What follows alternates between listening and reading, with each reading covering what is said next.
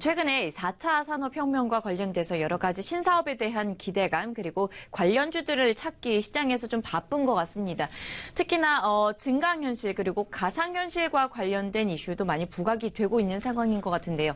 요즘 주변에서도 흔히 많이 찾아볼 수 있는 기술이기도 하잖아요. 이와 관련돼서 텔루스라는 종목이 눈에 띄고 있다고 합니다. 과연 어떠한 사업 부분을 영위를 하고 있는지 그리고 왜 이렇게 주목받고 있는지 함께 좀 점검해보죠. 네, 일단은 뭐 전체적인 네. 상황을 보시면은 네.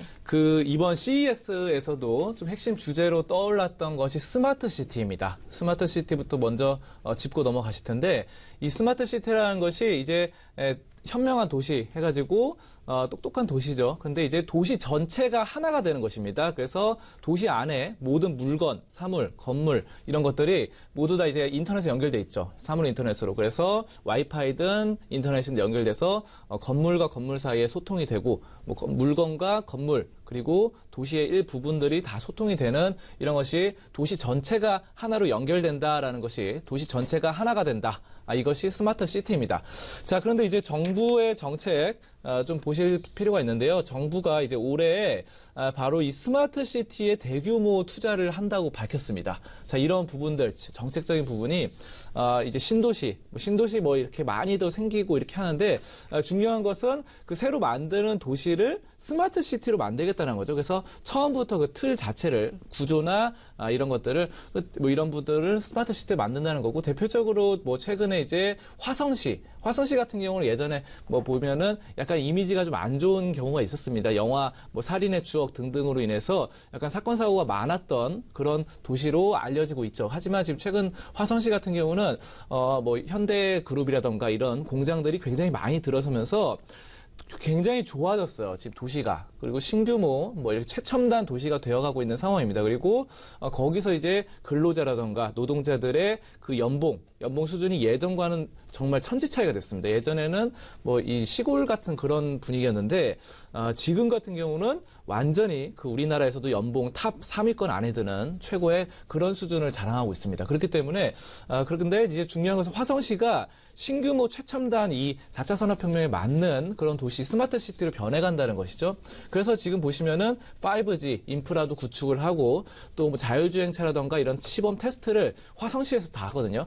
자, 아무튼 이런 화성시 같은 그런 스마트 시티를 곳곳에 만들겠다라는 정부의 이런 정책적인 이런 의도가 좀 보여집니다. 자, 그러면은 이제 또 이 스마트 시티에 좀 필요한 것들을 여러분들이 아셔야 되는데 아까 말씀드렸던 뭐 5G 통신 그렇죠. 이런 부분들 반드시 필요한 것이고 또 자율주행차 이런 것도 필요하고 사물 인터넷 다 필요합니다.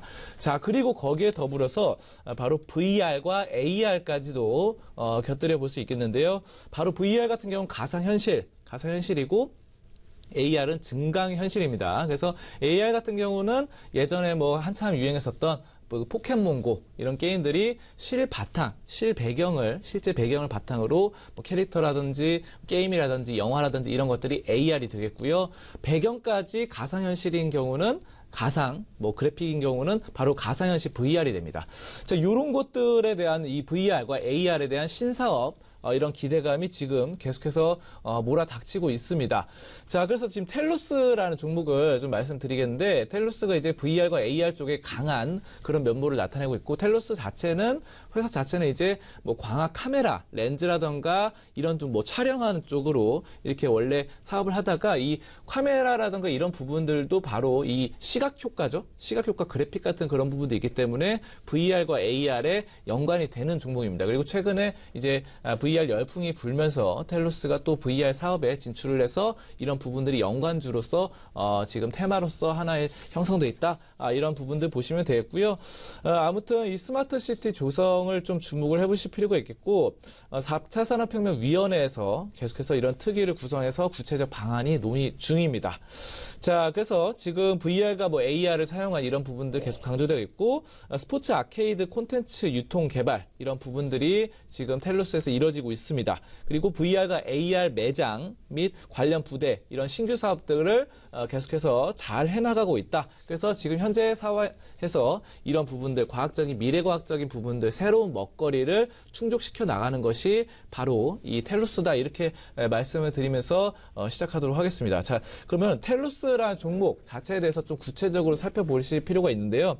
텔루스가 이제 차트상의 흐름 보시면은 좀 많이 떨어져 있어요. 현재 상황에서. 그래서 2016년 7월 달에 가장 고점이었습니다. 그래서 이때가 바로 2,776원이었어요. 근데 그 이후로 2016년 말부터 떨어지기 시작합니다. 그래서 지금의 현재 상황 좀 크게 보시면은 저점에서 횡보하고 있다. 횡보하고 있지만 약간의 하락 추세에서 바로 최근의 흐름들이 어제 시장에서 12% 상승을 했고 그저께 시장에서 12% 역시 상승을 합니다.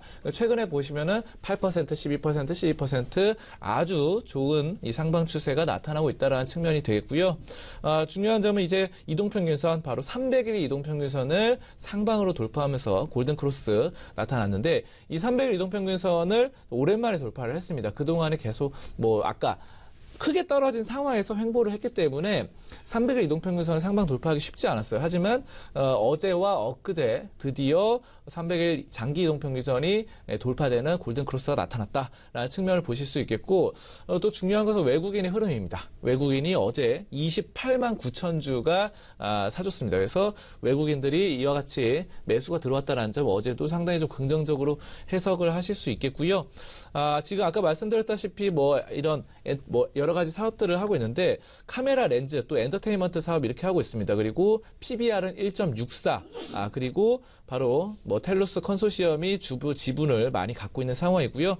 수익성은 현재 그렇게 좋지는 않습니다. 현재 상황에서는. 하지만 아까 전에 스마트시티 조성, VR 이런 부분들에 대해서 좀 좋아질 것으로 기대가 모아지고 있는 상황이고요. 자, 그리고 부채 비율이 33%밖에 되지 않습니다. 그래서 부채가 작다는 부분들을 보신다고 한다면은 상당히 좀 안정적인 흐름이 나타난다. 그래서 지금 최근의 분기 2017년 3분기, 4분기에서 약간씩 흑자로 돌아서는 이런 분위기가 나타나고 있어요. 영업이익 부분에서. 그래서 예전에 이제 적자가 한 2년, 3년 정도 진행됐던 것이 이제는 어느 정도 흑자로 진행이 될 것 같고 그리고 아까 말씀드렸던 바와 같이 스마트시티 조성 정책적인 부분과 함께 VR과 AR 산업에 대한 신규 적극적인 투자 이런 부분들까지 해석을 해보실 수 있겠고요. 외국인들의 추세까지 괜찮은 상황이기 때문에 우리가 지금 텔루스 한번 주목해보면서 근데 요거는 약간은 단기적으로 보시는 게 낫습니다. 그래서 장기는 약간 변동성이 너무 크기 때문에 단기적으로 한번 주목해보도록 하겠습니다.